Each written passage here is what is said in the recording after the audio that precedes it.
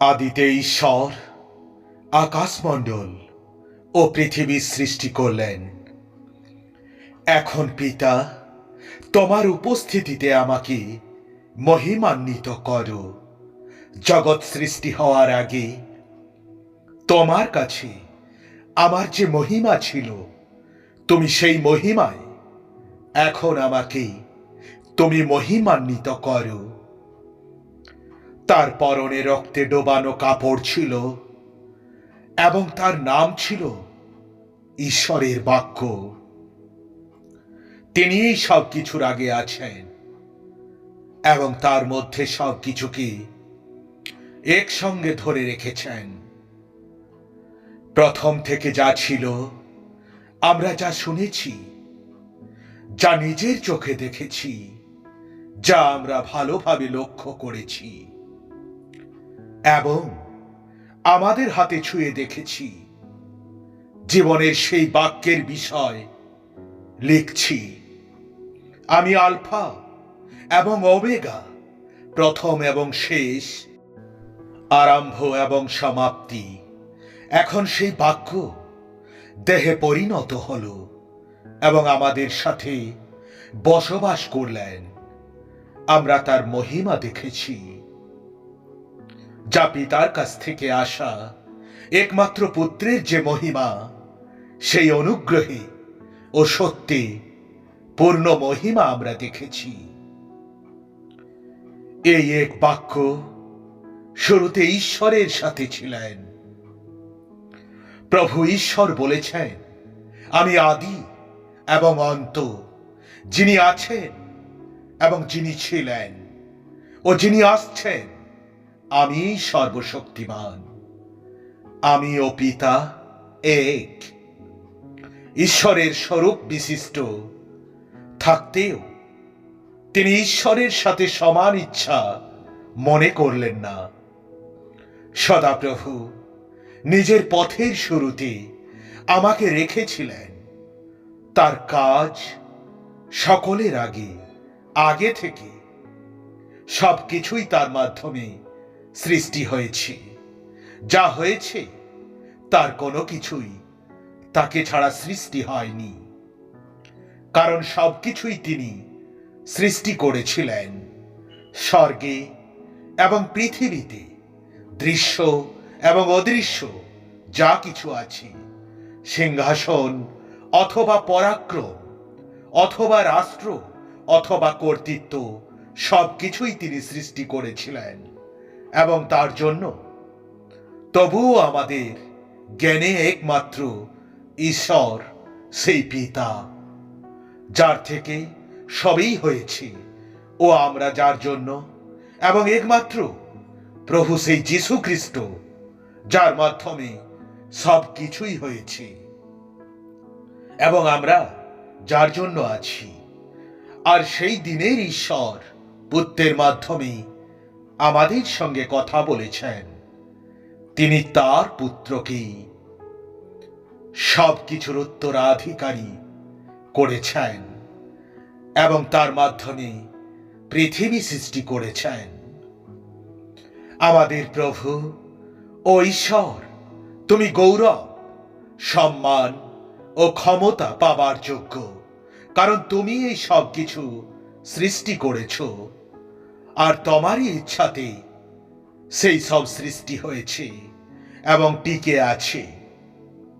স্বর্গে তৈরি করা হয় সদাপ্রভুর বাক্যে এবং সমস্ত তারা তার মুখের শ্বাসের দ্বারা তৈরি হয়েছিল।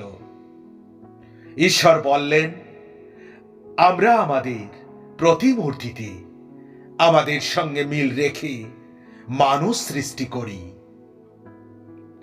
আর তারা সমুদ্রের মাছদের উপরে, আকাশের পাখিদের উপরে, পশুদের উপরে, সমস্ত পৃথিবীর উপরে এবং ভূমিতে চলাচলকারী যাবতীয় সরীসৃপের উপরে কর্তৃত্ব করুক। তিনি পৃথিবীর মধ্যে ছিলেন এবং পৃথিবী তার দ্বারা সৃষ্টি হয়েছিল, আর পৃথিবী তাকে চিনত না। এ কথা যা সদাপ্রভু বলেন, যিনি আকাশমণ্ডল সৃষ্টি করেছিলেন। তিনি প্রকৃত ঈশ্বর, যিনি পৃথিবী সৃষ্টি করেছেন এবং তৈরি করেছেন। তিনি তা স্থাপন করেছেন। তিনি এটা সৃষ্টি করেছেন অবচয় করার জন্য নয়, কিন্তু পরিকল্পিতভাবে বসবাসের যোগ্য করেছেন। তিনি বলেছেন, আমি সদাপ্রভু এবং আমার মতো কেউ নেই। আমি পৃথিবী সৃষ্টি করেছিলাম এবং তার উপর মানুষকে সৃষ্টি করেছিলাম। এটা আমার হাত ছিল, যা আকাশমণ্ডলকে বিস্তার করেছি, এবং আমি আদেশ করেছিলাম সব নক্ষত্রদের আবির্ভূত হবার জন্য। হে প্রভু, তুমি এই আদিতে পৃথিবীর ভিত্তিমূল স্থাপন করেছ। স্বর্গ তোমার হাতের সৃষ্টি। ফলে গৃহ নির্মাতা যে পরিমাণে গৃহের থেকে বেশি সম্মান পান, সেই পরিমাণে ইনি মসির থেকে বেশি গৌরবের যোগ্য বলে বিবেচিত হয়েছেন। অতীতে তুমি পৃথিবীর মূল স্থাপন করেছ। আকাশমণ্ডলও তোমার হাতের কাজ। যিশু আবারও মানুষের কাছে কথা বললেন। তিনি বললেন, আমি পৃথিবীর মানুষের আলো। যে কেউ আমার পিছন পিছন আসি, সে কোনোভাবে অন্ধকারে চলবে না, কিন্তু জীবনের আলো পাবে। আমি এই জগতে আলো হিসাবে এসেছি। সুতরাং যে আমার উপরে বিশ্বাস করে, সে অন্ধকারে থাকবে না। কারণ পিতার যেমন নিজেতে জীবন আছে, তেমনি তিনি পুত্রকেও নিজেতে জীবন রাখতে দিয়েছেন। যে কথা আমরা তার কাছ থেকে শুনে তোমাদের জানাচ্ছি, সেটা হলো ঈশ্বর হলো আলো, এবং তার মধ্যে একটুও অন্ধকার নেই। আমি যখন এই পৃথিবীতে আছি, তখন আমিই হলাম পৃথিবীর আলো। এই সব আমাদের ঈশ্বরের সেই দয়া জন্যই হবে। এই দয়া অনুযায়ী মুক্তিদাতা, যিনি প্রভাতের সূর্যের মতো স্বর্গ থেকে এসে আমাদের পরিচর্যা করবেন। আমি এই পুনরুত্থান ও জীবন।